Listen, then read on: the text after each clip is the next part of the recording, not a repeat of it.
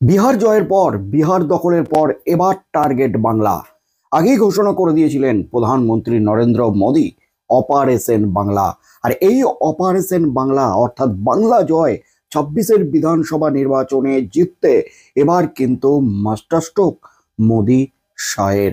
মমতা ব্যানার্জিকে জোর টক্কর দিতে যা পদক্ষেপ কেন্দ্রের, দিল্লির, তাতেই কিন্তু রীতিমতো হইচই পড়ে গেল গোটা রাজ্য জুড়ে। এমনিতেই রাজ্যে চলছে এসআইআর। এসআইআর এর মাঝে আক্রমণ পাল্টা আক্রমণ, প্রতি আক্রমণ চলছে। তার মাঝেই 2026-এর বিধানসভা নির্বাচনের উত্তাপ ক্রমেই বৃদ্ধি পাচ্ছে রাজ্যে। রাজ্যে প্রধান লড়াইটা হবে তৃণমূল কংগ্রেস ভার্সেস বিজেপি।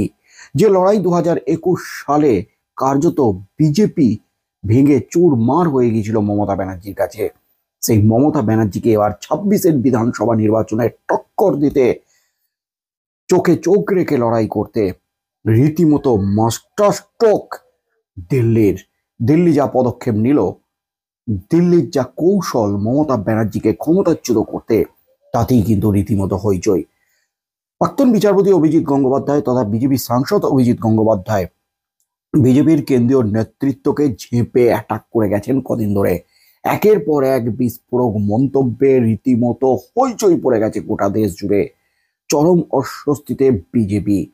আর এবার কিন্তু টনক নড়ল অবশেষে বিজেপির।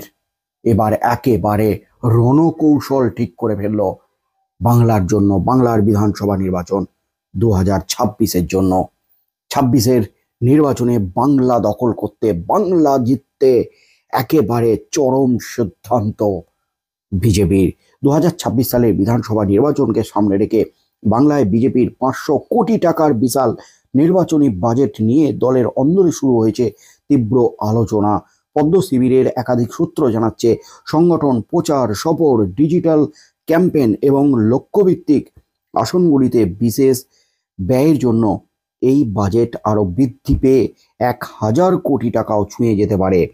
তবে সবচেয়ে বড় পরিবর্তন, এই অর্থের সম্পূর্ণ নিয়ন্ত্রণ থাকবে দিল্লির হাতে, রাজ্য নেতৃত্বের হাতে নয়।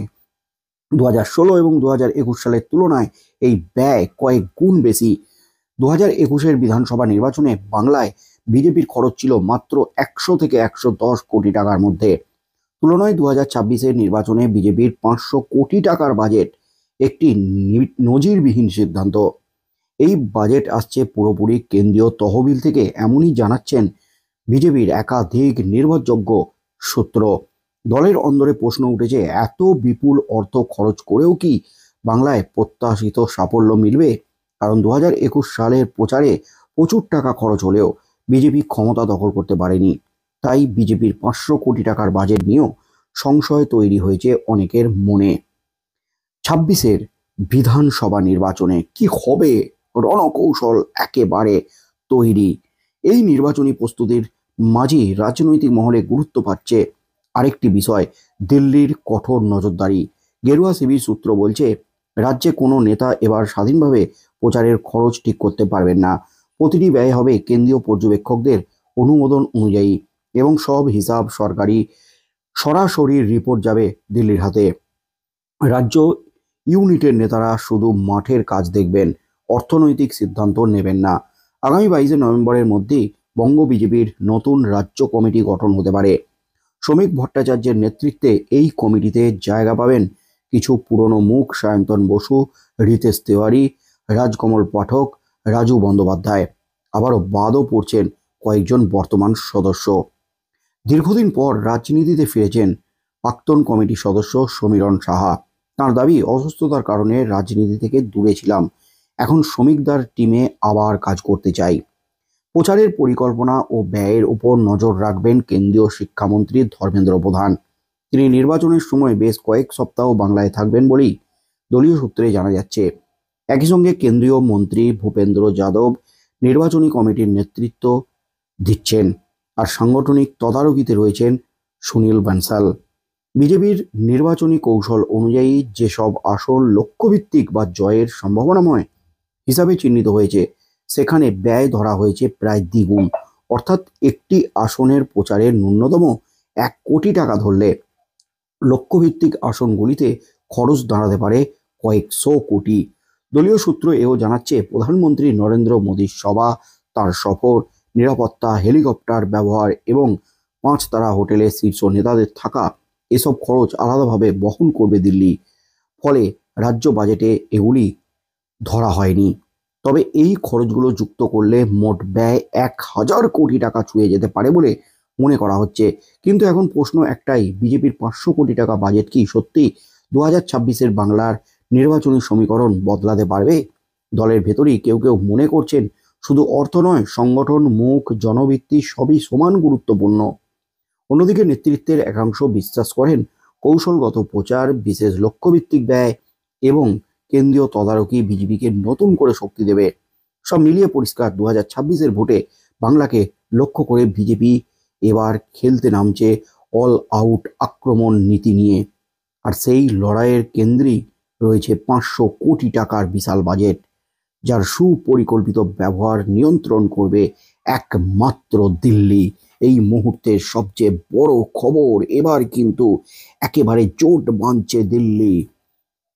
বাংলায় বাংলায় রীতিমতো তোলপাড় ফেলে দিতে চলেছে দিল্লির বিজেপি নেতারা।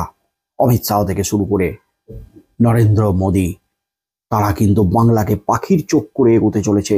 2026-এর বিধানসভা নির্বাচন, যা বিজেপির জন্য অত্যন্ত গুরুত্বপূর্ণ নির্বাচন হতে চলেছে।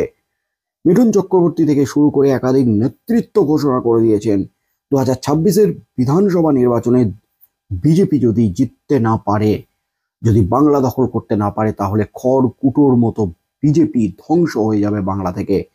বাংলাতে বিজেপির আর কোনো কিছুই থাকবে না, এমনই দাবি করেছেন বিভিন্ন নেতৃত্ব। তার মধ্যে প্রাক্তন বিচারপতি অভিজিৎ গঙ্গোপাধ্যায়, তিনি কার্যত ধুয়ে দিয়েছেন কেন্দ্রকে। কেন্দ্র কি চাইছে বাংলা থেকে মমতা ব্যানার্জিকে সরাতে? চেপে অ্যাটাক করেছেন, আক্রমণ সানিয়েছেন। তারপরে কিন্তু নড়ে চড়ে বসলো অবশেষে দিল্লি মমতা ব্যানার্জিকে 2026-এর নির্বাচনে বাংলা থেকে সরাতে। এবার কিন্তু প্রায় 1000 কোটি টাকার নির্বাচনী বাজেট ঘোষণা দিল্লির, এমনই কিন্তু খবর উঠে আসছে বিজেপি সূত্রে। বন্ধুরা কি বলবেন? শুধু অর্থ ব্যয় করলেই কি নির্বাচনে জেতা যাবে? বিজেপি কি জিততে পারবে? প্রাক্তন বিচারপতি অভিজিৎ গঙ্গোপাধ্যায় যে দাবিগুলি করেছেন, বন্ধুরা কি বলবেন? সেটা কতটা যুক্তিসঙ্গত? এত দুর্নীতি, এত কোটি কোটি টাকা উদ্ধার, তারপরেও বেহাল তবিয়তে ঘুরে বেড়াচ্ছে যাদের নাম সামনে আসছে, তারা প্রভাবশালীরা। তাদের বিরুদ্ধে ইডি, সিবিআই কোনো পদক্ষেপ নেয়নি, কেন্দ্র কোনো পদক্ষেপ নেয়নি। কি বলবেন বন্ধুরা? আপনাদের মতামত অবশ্যই আমাদের কমেন্ট বক্সে কমেন্ট করে জানান। কি হতে চলেছে আগামী দিনে বাংলার নির্বাচনে, সেদিকেই চোখ থাকবে গোটা রাজ্যের।